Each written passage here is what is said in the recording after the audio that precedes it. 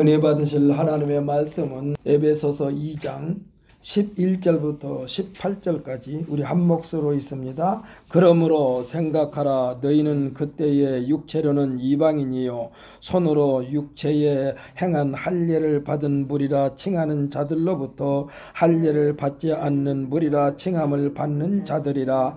그때에 너희는 그리스도 밖에 있었고 이스라엘 나라 밖의 사람이라.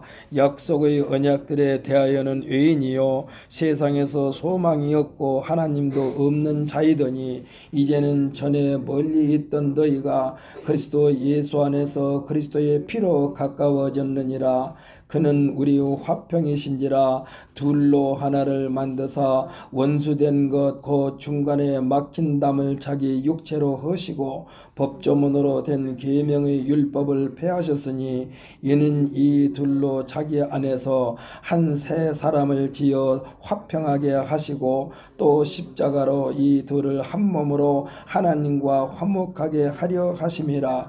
원수된 것을 십자가로 소멸하시고 또 오셔서 먼 데 있는 너희에게 평안을 전하시고 가까운 데 있는 자들에게 평안을 전하셨으니 이는 그로 말미암아 우리 둘이 한 성령 안에서 아버지께 나아감을 얻게 하려 하심이라. 아멘. 할렐루야.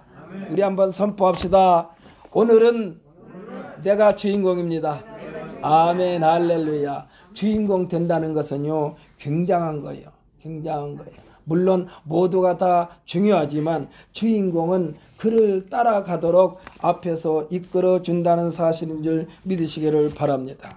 저는 오늘 본 말씀 에베소서 2장 11절로 18절 말씀을 중심으로 해서 하나님과 우리 사이에 담을 허신 분이라는 제목으로 은혜의 시간 갖기를 원합니다. 지금이야 실시간대에 세계 모든 사람들이 정보를 공유하는 세상입니다. 독차지할 수 없는 세상입니다. TV나 유튜브를 통해서 쏟아지는 정보들이 정신을 차리지 못할 만큼 범람한 세상입니다. 그렇기 때문에 필요 없는 것까지 우리에게 와가지고 우리의 정신세계를 혼탁하게 만들기도 합니다. 옛날에는 특정된 사람만이 독차지한 그리고 세상 돌아가는 이야기였습니다. 그래서 저 어렸을 때 보면은 동네에 우체부, 지금으로 말하면 집 배운 아저씨가 신문을 갖다 주는 집이 한두 집 있을까 말까 해요. 또 라디오도 한 집이 있을까 말까 해요. 그렇기 때문에 이 모든 소식을 전 국민이 알고 있다는 것은 불가능합니다. 그래서 옛날에는요 모든 것이 모든 일에 있어서 손편지를 직접 써서 전해주고 전달받았어요. 그것도 배우체부 전 집배원을 통해서. 특별히 또 사람이 죽으면은 빨리 소식을 전해야 되기 때문에 동네에 젊고 똑똑한 사람들을 모아가지고 부고장을 손에 쥐어주면서 너는 이 동네로 너는 저 동네로 해가지고 그 부고장을 직접 들고 찾아가서 그 부고를 전하게 되면 그들에게는요 풍성한 대접을 한 후에 돌아가게 했습니다. 빈손으로 가게 하지를 않았어요. 그래서 어떤 사람은요 물론 부장 동네에 가서 그랬겠지만은 돌아오면은 주머니에서 돈을 수북하게 내놓는 사람도 있었어요. 이와 같은 일들이 전화기가 등장하면서 번거로움이 사라지더니 이제는 모든 사람이 소유하고 있는 핸드폰으로 동시간대에 수십 명 수백 명에게 많게는 수만 명에게 아니면은 수억 인구에게 정보를 흘려보내는 세상에 우리가 지금 살고 있습니다. 그래서 청첩장도 부고도 지금 핸드폰으로 주고받기 때문에 어쩔 때는 조금은 이건 아닌데 하는 생각이 들 때도 있어요. 하지만 이게 지금 보편화됐으니까 이제 나이 드신 어른분들도 이것을 그냥 수용해야만 합니다. 그 개인적으로나 국제적으로나 실시간대에 널리 퍼지는 세상. 그래서 한마디로만 담이 허물어져 버렸어. 경계선이 없어졌어요. 우리가 지금 북한에 갈 수도 없고 북한에서 남한에 올 수도 없지. 지금 국경선이 딱 있고 우리나라 같은 경우는 뭐 휴전선이 딱 가로막고 있습니다만 그러나 아무리 가로막아도 이 정보를 통하여 훤하게 알고 있는 세상에 우리가 지금 살고 있습니다. 오늘 우리가 읽은 에베소서는 사도 바울 선생이 옥중서신으로서 에베소에 있는 성도들과 그리스도 예수 안에 있는 신실한 자들에게 보낸 편지라고 1장 1절에서 소개하고 있습니다. 에베소서를 읽어보면은 읽는 우리가 감옥에 있고 바울이 감옥에 있는 우리들에게 보내온 위로의 편지처럼 느껴지고 있습니다. 그렇지 않습니까? 바울이 지금 감옥에 있는데 전혀 감옥에 있는 것이 향기 말하자면 눈치를 챌 수 없을 만큼 자유로운 몸으로 우리에게 편지를 하고 있어요. 몸은 옥에 갇혀 제한을 받고 있지만 그의 신앙 열정은 날개를 펴고 제한 없이 날아다니고 있는 것처럼 아주 자유 그 자체입니다. 왜일까요?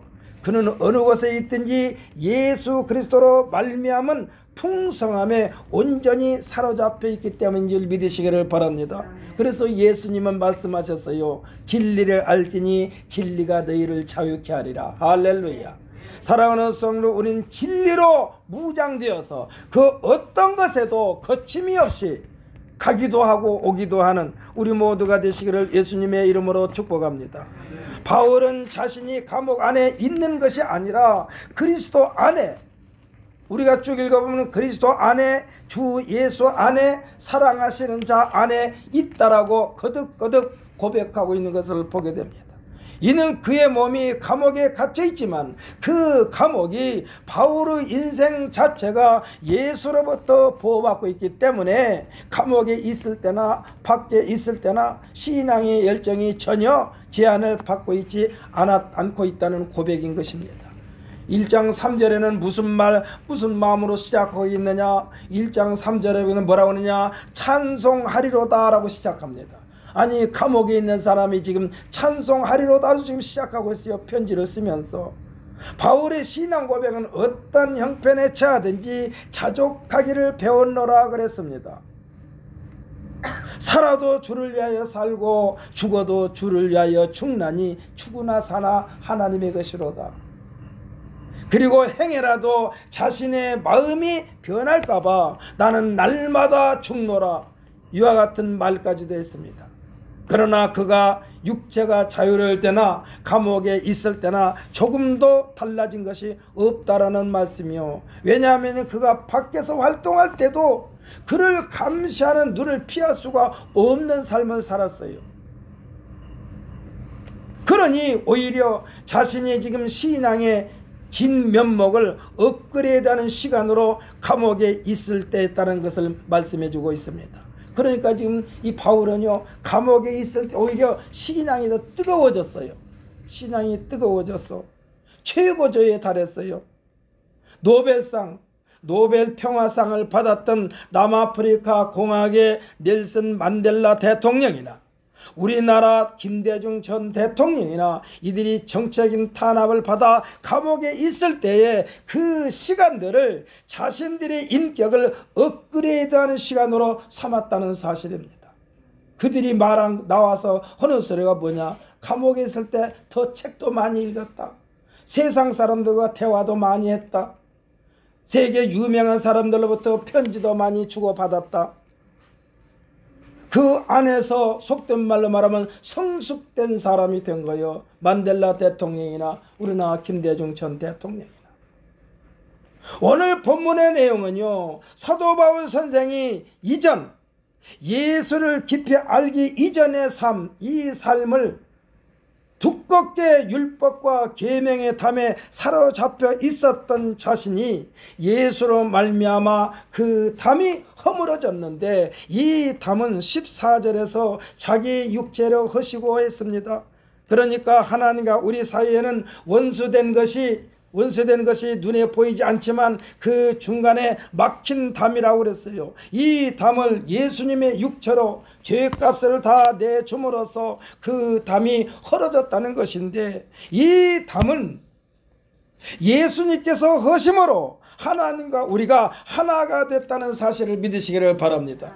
그래서 하나님 앞에 담대히 나가는 거예요. 그러니 지금 사도 바울은 예수님과 자신 사이에 경계가 없다는 고백을 하고 있습니다. 그러니까 경계가 없어. 예수님과 자신 사이에 경계가 없어. 자신이 있는 곳은 항상 예수님이 계셨고, 예수님이 계신 곳에 자기가 있었고, 제한을 받지 않고 있다는 것입니다. 이 고백은 에베소 성도들과 공유하고 싶다는 내용이요, 같이 하고 싶다는 얘기요. 내가 예수 믿고 있는데 너희들도 나와 똑같이 예수 믿었으면 좋겠다, 이 소리예요. 내가 참 자유를 누리고 있는데 너희도 참 자유를 누렸으면 좋겠다, 이 소리예요. 내가 감옥에 있지만 너희들도 감옥에 있다 하더라도 조금도 슬퍼하지 말라는 얘기요. 왜? 예수님과 함께만 있으면. 할렐루야. 사랑하는 성도 여러분, 초가가 됐든 기와가 됐든 고대 광실이 됐건 예수님과 함께 있는 것이 천국인 줄 믿으시기를 바랍니다. 사랑하는 성도 여러분, 사도 바울이 예수님이 우리들이 예수님이심을 믿으시기를 바랍니다. 사도 바울이 하나님이 오늘날 우리들의 하나님이심을 믿으시기를 바랍니다. 그래야만이 바울이 누리는 참 자유를 마음껏 누릴 수가 있는 거예요. 지금 바울이 예수님에 대하여, 하나님에 대하여 그 누구의 제재도 받지 않고 있습니다. 예수님의 제자 가운데 사랑을 많이 받은 제자로 알려져 있는 사도 요한, 이 요한은 예수님의 특별한 사랑을 받는 제자였기에 요한 1서 1장 1절에서 자신에 대해서 소개하고 있는데 어떻게 소개하고 있느냐? 태초부터 있는 생명의 말씀에 관하여는 우리가 들은 바요, 눈으로 본 바요, 자세히 보고 우리의 손으로 만진 바라 있습니다. 누구를 만졌다고 했나요? 예수님을 만졌다는 얘기요. 이 예수님에 대하여 태초부터 있는 생명이라고 그랬습니다. 그리고 그에 대해서 들은 바요, 눈으로 본 바요, 자세히 보고 우리의 손으로 만진 바라. 누구를? 예수 그리스도를. 사랑하는 성도는 우리도 매일같이 예수 그리스도를 손으로 만진 것처럼 생활하시기를 예수님의 이름으로 축복합니다. 사도 바울 선생이 그렇게 한 거라니까. 이 예수님은요, 제자들에게 분명히 말씀하시기를 마태복음 28장 20절에서 뭐라고 그러느냐? 볼지어다 내가 세상 끝날까지 너희와 항상 함께 있으리라. 할렐루야. 우리와 함께 하신 예수님인 줄 믿으시기를 바랍니다. 이렇게 예수님께서 약속해 주셨어요. 그러나 사도 바울은요, 예수님을 직접 만난 적이 없는 사람이 사도 바울이야. 그런데도 그는 예수 안에서, 그리스도 안에서 이거를 늘 강조하고 있습니다. 그가 만난 예수님은 어떤 예수님이냐? 다메섹으로 가는 로정에서 부활 승천하신 예수님의 음성을 듣고 이때에 성령의 기름 부음을 받은 거예요. 사랑하는 성도 여러분, 성령의 기름 부음을 받았다는 것은 하나님의 말씀으로, 능력으로 완전히 채워지고 덮어지고 입혀졌다는 사실을 믿으시기를 바랍니다. 그러므로 이 한 시간에 예배하는 우리 모든 성도들은 성령의 기름 부음이 넘치는 그러한 삶을 사시기를 예수님의 이름으로 축복합니다. 이때 체험한 예수님의 일생을 통하여 증거하면서 자신의 생명을 내놓은 사람이 사도 바울 선생이요. 그는 자신 있게 빌립보서 3장 17절에서 뭐라고 그러느냐? 예수로만 충만한 바울 자신을 말합니다. 형제들아, 너희는 함께 나를 본받으라. 사랑하는 성도 여러분, 이 한 시간에 지금 예배하는 우리 모든 성도들, 집에 있는 모든 가족들을 앉혀놓고 우리 가족들에게, 가족 여러분 나를 본받으라고 할 수 있는 그러한 신앙인이 되시기를 예수님의 이름으로 축복합니다. 나를 본받으라. 자신 있게 나를 본받으라. 나를 본받으라. 나를 본받으라. 이 나를 본받게 하려면 어떻게 해야 돼요? 예수님으로만 충만해야만 되는 줄 믿으시기를 바랍니다. 지금 사도 바울 선생이 형제들아 너희는 함께 나를 본받으라고 말했다니까. 바울의 이 말 한마디 한마디는 곧 성령의 불이 된 것입니다. 그는 단호하게 내게 능력 주시는 자 안에서 내가 모든 것을 할 수 있느니라고 고백하고 있습니다. 이 말은 곧 내가 하는 모든 일은 내가 한 것이 아니라 내 안에 계시는 예수님이 하는 것이라고 선포가 있는 거예요. 여러분, 그렇기 때문에 여러분은 여러분의 하는 일 하나하나가 하나님과 관련되어 있다라고 말씀하시고 고백하고 전하시기를 예수님의 이름으로 축복합니다. 어떻게 이와 같이 자신감이 넘치는 메시지를 쏟아낼 수 있을까요? 이는 순전히 체험적인 신앙이 아니고는 말할 수 없습니다. 우리가 우리들의 생활 전선에서 상대방의 가슴을 후벼 파는 메시지는 체험적이지 않고는 불가능해요. 내가 보았다, 내가 만났다, 내가 먹어봤다. 사랑하는 성도 여러분, 여러분이 교회 밖에 나가서 예수를 전하고 우리 교회를 전하고 여기 서 있는 이종걸 목사를 전할 때에 뭐라고 여러분 전해야만 됩니까? 내가 직접 만났다고 그래야 돼. 할렐루야.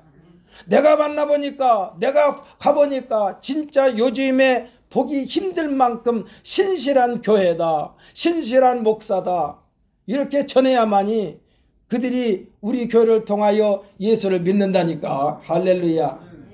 자신 있게 전해야 돼요. 왜? 남의 말을 듣고 전하는 것이 아니라 여러분이 직접 와서 보았으니까, 만났으니까, 말씀을 들어봤으니까. 제가 여기에서 또 조심해야 할 것은 제가 입으로 내뱉는 말만큼 여러분에게 제 삶을 통하여 여러분에게 보여줘야만 된다는 그러한 부담감도 저한테 있어요. 그래서 우리는 이 사도 바울 선생처럼 자신있게 나를 본받으라고 말씀할 수가 있어요. 이건 순전히 체험적인 신앙이 아니고서는 할 수 없는 거예요. 우리가 우리들의 생활 전선에서 상대방의 가슴을 후벼 파는 메시지는 체험적이지 않고는 불가능해요. 불가능해요. 사도 요한이 메시지 요한일서 1장 1절에서 고백한 들은 바요, 본 바요, 만진 바라, 이보다 더 설득력 있는 메시지는 없습니다. 내가 보았다니까, 내가 만났다니까, 내가 만져봤다니까. 여러분, 여기에서 제가 말하는 이 말씀 한마디 한마디는 여러분의 신앙의 맛을 새롭게 느끼게 하는 귀한 말씀이 되어야만 되는 줄 분명히 믿습니다.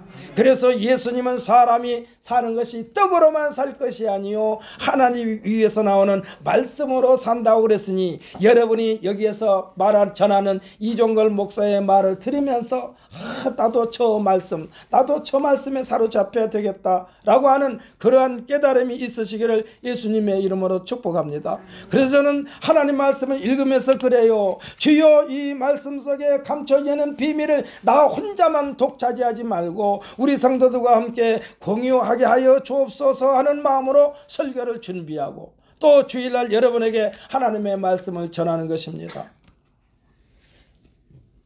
우리가 매일같이 하나님께 기도하는 것도 하나님과 우리 사이에 우리 자신도 모르게 장애물을 설치하려는 무리들, 이에 대하여 예수님은 뭐라고 그러느냐? 죽이고 도적질하고 멸망시키려는 것들이라고 그랬어요. 이들이 곧 마귀요 사탄입니다. 하나님과 우리 사이를 이간질하는 것들은 사탄과 마귀요. 그래서 여러분들이 하나님의 일을 하려고 하는데 방해하는 것이 앞에서 왔다 갔다 하면 빨리 치워버리시기를 예수님의 이름으로 축복합니다. 우리가 보통 그러잖아요. 앞에서 그러면 비켜! 왜 앞에서 자꾸 힘들게 만들어?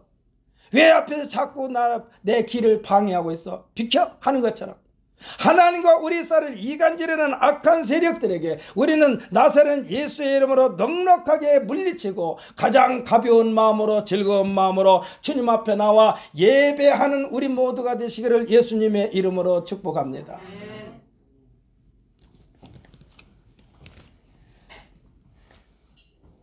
그러니까 사탄 마귀 이것들에게 끌리기 시작하면요 빠져나올 수가 없어요.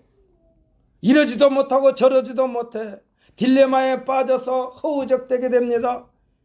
이미 예수님은 하나님과 우리 사이의 장애물을 깨끗하게 정리해 주신 줄 믿으시기를 바랍니다. 그것이 뭐요? 죄의 문제를 청산해 버리셨다니까. 죄의 문제를 청산해 버렸어. 이 죄 때문에 나갈 수 없었으나 이제는 아버지 부르면서 언제든지 나갈 수 있게 해 주신 줄 믿으시기를 바랍니다. 이 말씀이 히브리서 4장 16절에 기록되어 있어요. 여기 한번 읽어보십시다. 신약성경 356페이지 히브리서.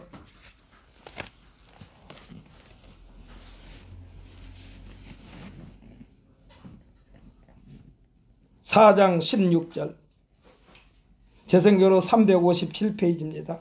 우리 함께 읽습니다. 그러므로 우리는 긍휼하심을 받고 때를 따라 돕는 은혜를 얻기 위하여 은혜의 보좌 앞에 담대히 나갈 것이니라. 아멘. 할렐루야. 여기서 담대히 나간다는 것은 믿음으로 나간다는 얘기요. 담대히 나간다는 것은 완전히 우리 앞을 얼싸안것들을 다 치우고 나간다는 얘기요. 조금도 머뭇거림이 없이 앞으로 나아갈 수 있도록 해놓으신 줄 믿으시기를 바랍니다. 그래서 우리는 담대히 나가는 거예요.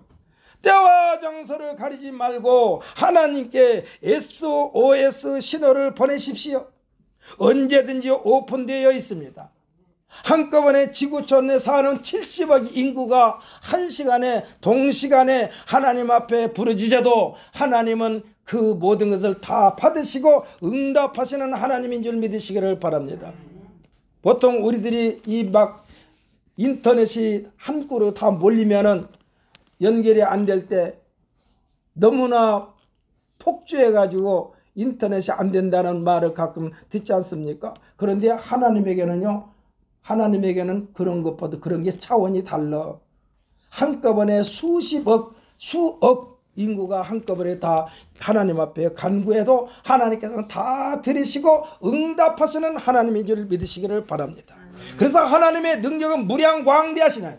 하나님의 능력은 무량광대하십니다. 이는 예수님께서 친히 산상수훈 마태복음 7장 7절로 11절에서 말씀해 주신 내용이에요. 우리 마태복음 7장 7절부터 11절까지 한번 읽어보겠습니다. 신약성경 10페이지입니다.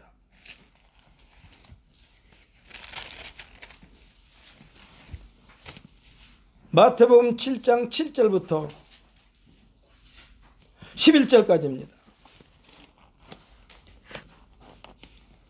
함께 있습니다. 구하라 그리하면 너희에게 주실 것이요 찾으라 그리하면 찾아낼 것이요 문을 두드리라 그리하면 너희에게 열릴 것이니 구하는 이마다 받을 것이요 찾는 이는 찾아낼 것이요 두드리는 이에게는 열릴 것이니라. 너희 중에 누가 아들이 떡을 달라 하는데 돌을 주며 생선을 달라 하는데 뱀을 줄 사람이 있겠느냐. 너희가 악한 자라도 좋은 것으로 자식에게 줄 줄 알거든. 하물며 하늘에 계신 너희 아버지께서 구하는 자에게 좋은 것으로 주시지 않겠느냐. 아멘. 할렐루야.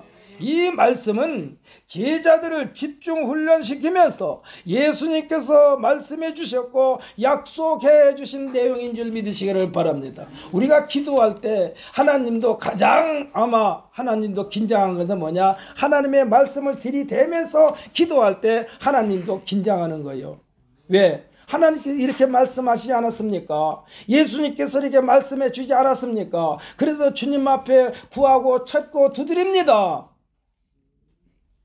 언제 예수님께서 우리에게 믿음을 가진 자들아 구하라, 믿음이 좋은 자들아 구하라 이렇게 말씀하지 않았어요? 예수님은 분명히 그냥 구하라고 그랬어요. 어떻게? 믿음으로. 그러니까 어떤 믿음이요? 예수님이 하나님의 아들이심을 믿는 그 믿음으로 주님 앞에 나와서 구하고 찾고 두드리는 줄 믿으시기를 바랍니다. 이들에게 해주신 것이 오늘 예수님께서 말씀하신 것이고 그 약속의 말씀을 지금 우리에게 하신 거예요. 우리는 이 말씀에 근거하여 매일같이 기도합니다. 그리고 매일같이 체험하게 됩니다. 이와 같은 체험에 믿음의 선진들처럼 죽음도 불사하게 합니다. 죽음도 두려워하지 않는 순교 정신입니다. 순교 신앙입니다. 변명도 늘어놓지 않습니다. 그러니까 굳건한 믿음의 소유자는 변명을 늘어놓을 필요가 없어요. 변명할 필요가 없어요. 타협하지도 않습니다. 단호합니다. 요한복음 10장 18절에 보면 이를 내게 예수님께서 하신 말씀인데 이를 내게서 빼앗는 자가 있는 것이 아니라 내가 스스로 버리노라. 나는 버릴 권세도 있고 다시 얻을 권세도 있으니 이 계명은 내 아버지에게 받았노라 하시니라 그랬습니다. 사랑하는 성도 여러분, 예수님이 하시는 모든 일은 아버지께로부터 받은 거요. 할렐루야. 우리들이 하는 모든 것은 예수님으로부터 받은 거요. 할렐루야. 그러므로 우리는 자신 있게 하는 거요. 누구한테 받았습니까? 예수님께 받았으니까. 예수님께 받았으니까. 어떤 것을 받았어요? 하나님의 자녀가 되는 권세를 받았어요. 어떻게 말씀하셨느냐? 뱀과 전갈을 밟으며 원수의 모든 능력을 제어할 권세를 주셨다니까요. 권세를 주셨으면 그것을 누려야지. 그것을 누려야지. 아멘의사가 마패를 받았으면 마패를 두들면서 아멘의사 출도하고 외쳐야지. 주머니에 넣어놓고 만지작거리고만 있으면 아무 소용없어. 마패를 들어보면서 아멘의사 출도해야 해야만이 나라로부터 받은 권능을 나타낼 수가 있는 것입니다. 사랑하는 성도 여러분, 하나님의 자녀가 되는 권세를 주셨으니 하면서 주신 그 권세를 구체적으로 말씀하셨는데, 그게 바로 뭐요? 뱀과 전갈을 밟으며 원수의 모든 능력을 제어할 권세를 주셨다고 그랬으니까 이 시간 이후부터는 나사렛 예수의 이름으로 모든 악한 세력들을 물리치는 우리 모두가 되시기를 예수님의 이름으로 축복합니다. 우리는 이것을 해야만 된다니까. 이것을 활용하지 않으면요, 체험을 할 수가 없어요. 체험은 뭐냐? 말씀대로 행할 때에 나타나는 결과가 체험이야. 사랑하는 성도들, 우리가 결정하여 행하는 자가 아닙니다. 예수님께서 12 제자 하나하나를 택하신 것처럼 오늘날 우리들도 예수님께서 택하신 줄 믿으시기를 바랍니다. 예수님이 말씀하셨어요. 너희가 나를 택한 것이 아니라 내가 너희를 택하였다고. 나 같은 것을 택하였다니까. 그냥 볼 때는 형편없는데 하나님은 택하셨어요, 나를. 저는 가끔 이 재활용하면서 그런 것을 많이 느낍니다. 어저께인가도 제가 이 옥상에서 이 탁장을 만들면서 못을 뺐는데 못이 꼬부랑꼬부랑해요. 근데 그것을 피해서 사용했어요. 그랬더니 쑥쑥 잘 들어가 꼬불꼬불해도. 하나님께서 사용하시면은 어떤 방법을 동원해서 사용받는다니까. 할렐루야. 사람들로부터는 버림을 받았을지 모르지만은, 꼬불꼬불하여 쓸지 모르지만은, 그것으로 인하여 나무와 나무를 고정시키는 데는 그냥 똑바른 못지않게 활용했다니까. 기능을 발휘한다니까. 하나님께서 우리를 사용하신다니까. 아무리 못돼 먹었다 할지라도 예수님께서 사용하신다는데, 다른 사람들이 볼 때는 그 못 버려 해도 나는 그 못을 망치로 피고 벤치로 피고 해가지고 사용했다니까. 세상 사람들이 우리를 저 같은 것이 어떻게 교회에 다녀? 아니요. 저 같은 것이라도 하나님의 손에, 예수님의 손에 성령의 붙들림 받으면 놀라운 하나님의 능력을 나타내시는 하나님인 줄 믿으시기를 바랍니다. 그래서 하나님은 우리를 부르시고 하신 말씀이 뭐예요? 너희는 이전 일을 기억하지 말며 옛날 일을 생각하지 말아라. 보라, 내가 새 일을 행하리니 이제 나타날 것이라 말씀하시면서 환경을 바라보면서 두려워하지 말라고 그랬어요. 놀라지 말라고 그랬어요. 이 말은 뭐냐? 우리에게 비난이 쏟아져도 그까짓 것 하면서 하나님의 손에 붙들림 받은 것에 초점을 맞추라는 말씀인 줄 믿으시기를 바랍니다. 나 같은 것 하나님이 붙잡아 주셨다니까. 나 같은 것을. 여러분은 하나님 손에 붙들림 받기를 싫어합니까? 왜 아멘 소리가 그렇게 작아요?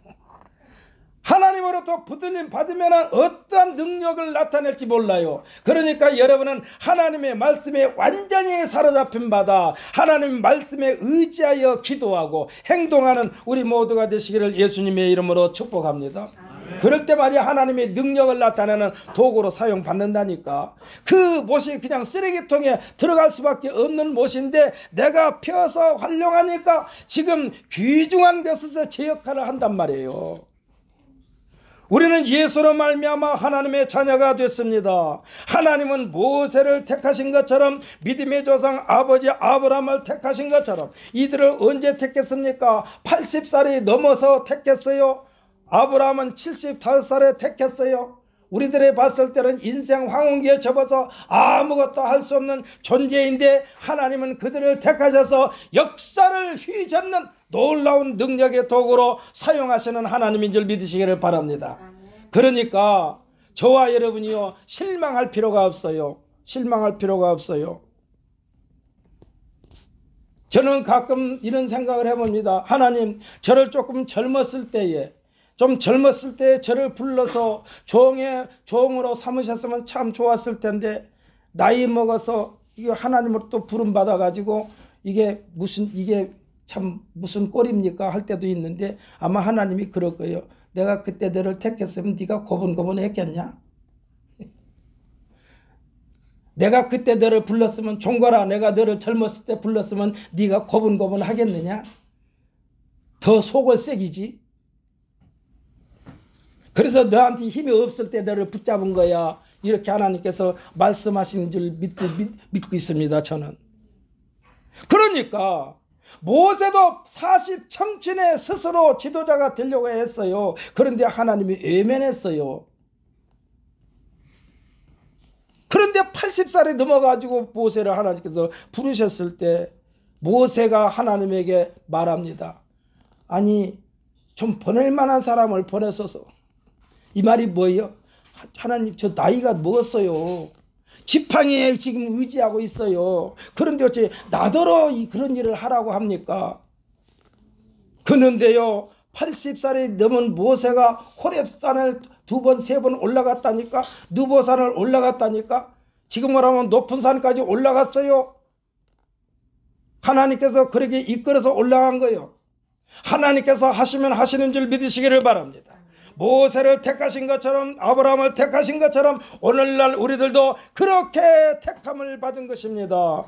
이전에는 예수님 밖에 있었다고 그랬어요. 하나님 자녀가 아니었다고 그랬어요. 하나님으로부터 외면당한 존재였다고 했어요. 그러나 이제는 상황이 완전히 달라진 것입니다. 이와 같은 내용이 오늘 본문 말씀이요.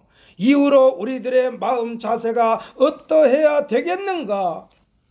그러니 이제는 이방인처럼 처신하지 말라는 내용이 19절부터 22절의 말씀이요. 오늘 본문보다 뒤에 있습니다. 19절부터 22절까지 우리 한번 읽어보십시다.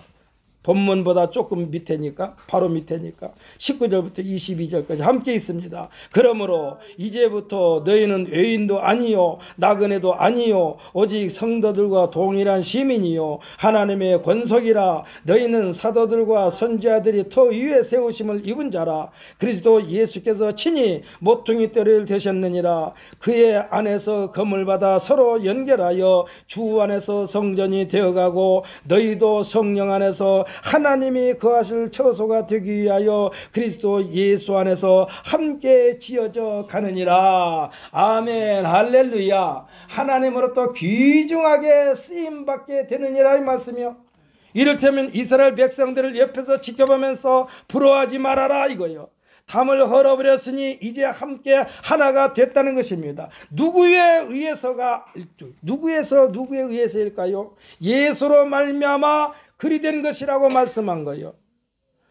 누군가가 우리에게 와서 내가 누구이길래 만군의 요 하나님을 아버지라 부르느냐? 이것은요 신성모독이로다. 어찌 너 같은 것이 하나님을 아버지라 부르느냐? 신성모독이로다. 이렇게 묻는다면 예수님이 그리하라 말하면 되는 거예요. 할렐루야. 예수님이 하나님을 아버지라 부르게 하셨다니까. 우리가 수술한 것이 아니요. 예수님이 우리에게 나의 아버지고 너의 아버지라고 그래서 우리가 하나님을 아버지라 부르는 거예요. 하나님께서 모세를 불러가지고 뭐라고 그랬느냐? 바로에게 보내시고 이스라엘 백성들에게 보내실 때에 모세가 하나님께 반문을 합니다. 내가 누구이기에 바로에게 가며 내가 누구이기에 이스라엘 백성들에게 간단 말입니까? 하고 묻는 장면이 나와요. 이때 하나님께서 모세에게 하신 말씀이 나오는데 그 말씀이 출애굽기 3장에 나옵니다. 거기도 한번 읽어보겠습니다. 구약성경 85페이지.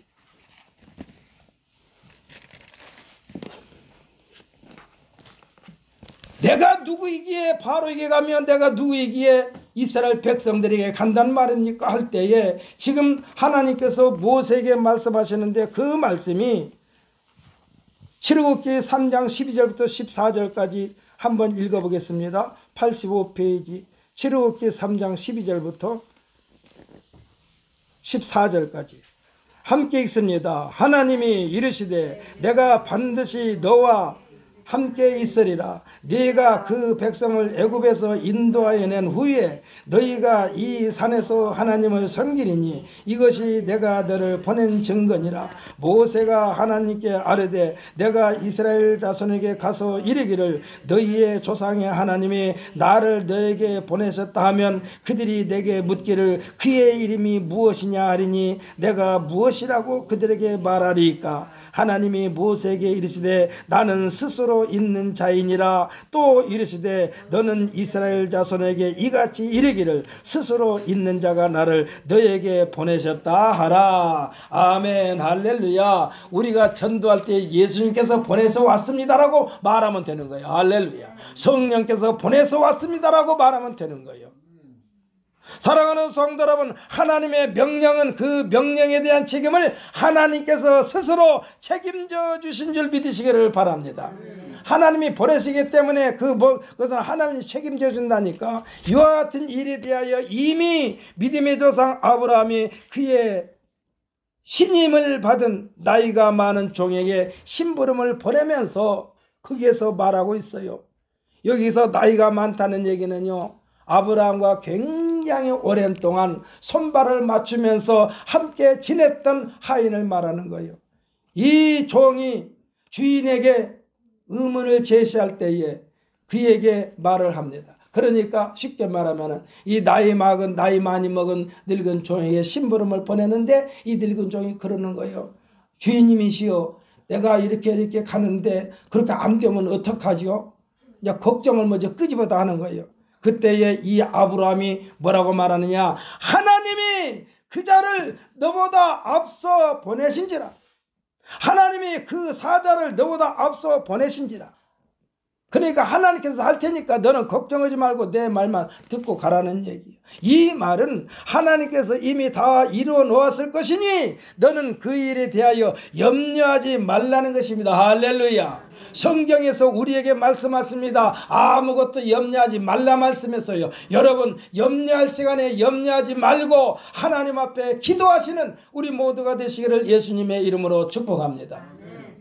얼마 전인가 제 처형이요, 바로 우리 손위의 처형인데, 처형하고 이제 얘기하는데 처형이 걱정을 하더라고. 아들이 사업을 하는데 이렇게 참 걱정을 많이 하길래 제가 처형한테 그랬어요. 처형, 내가 조카한테 가가지고요, 예수 믿으라고 그랬어요. 예수를 믿으면은 플러스 해주는 사업장이 된다고 그랬으니까. 왜? 하나님께서 말씀하셨어요. 더하여 주시리라. 어떤 사람에게? 예수를 믿는 자에게. 너희는 먼저 그의 나라와 그의 일을 구하라. 그래야만 이 모든 것을 너에게 더하여 주시리라. 이렇게 하시는 하나님, 이 하나님의 말씀을 믿고 조카가 경하는 사업장 이름이 제이준 코리아인데 굉장히 커요. 몇 억을 들여가지고 사업장을 벌렸어요. 그런데 그 조카한테 내가 그랬어요. 예수 믿으라고. 예수 믿어라. 그래가지고 한 달에 11조 1,000만 원씩 내라. 한 달에 11조 1,000만 원씩 낸다는 것은 순수익이 한 달에 1억이 되라. 다 경비치하고 직원들 월급 다 주고 한 달 수입이 1억이면은 내가 그 가운데에 1,000만 원씩 하나님 앞에 11조 해라 하는 마음으로 간절히 기도해 줬어요. 그러면서 제가 처형한테 그랬어요. 그 염려할 시간에 그냥 하나님 이름 부르세요. 하나님 이름 부르세요. 하나님 도와주세요. 우리 아들. 그러려면은 처형이 예수를 잘 믿어야 돼. 할렐루야.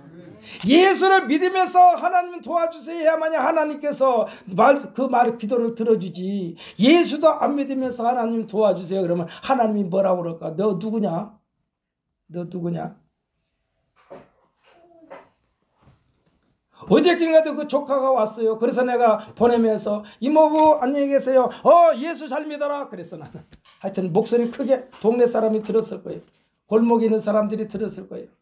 뭐 듣든지 아니 듣든지 성경에는 하나님께서 말씀하셨어요. 듣든지 아니 듣든지 전하여라. 그래서 조카한테 그래 잘 가. 예수 믿어라. 그랬더니 웃더라고. 대답은 시원하게, 속으로 했는지 모르지만 대답은 시원하게 안 했어.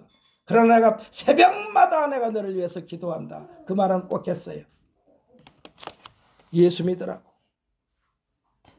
사랑하는 성도 여러분, 우리는 염려하지 말고 염려할 시간에 주여 도와주옵소서 하는 그러한 기도를 하는 우리 모두가 되시기를 예수님의 이름으로 축복합니다. 그러려면 예수를 잘 믿어야 된다니까.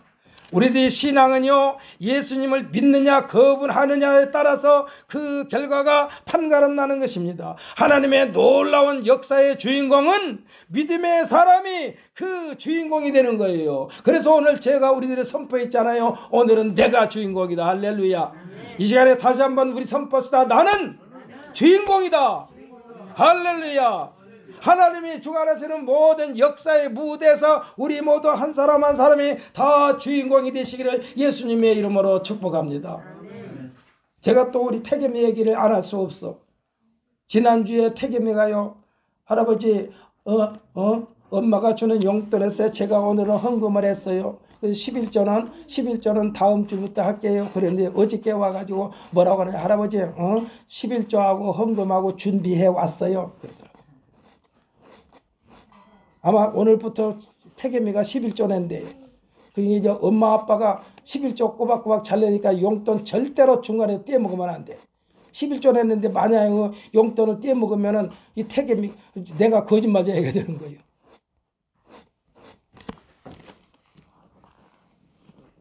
믿고 따르는 사람에 의하여 역사는 진행되는 줄 믿으시기를 바랍니다. 역사를 진행시키는 주인공을 하나님께서 믿는 사람을 통해서 주인공으로 삼는다니까.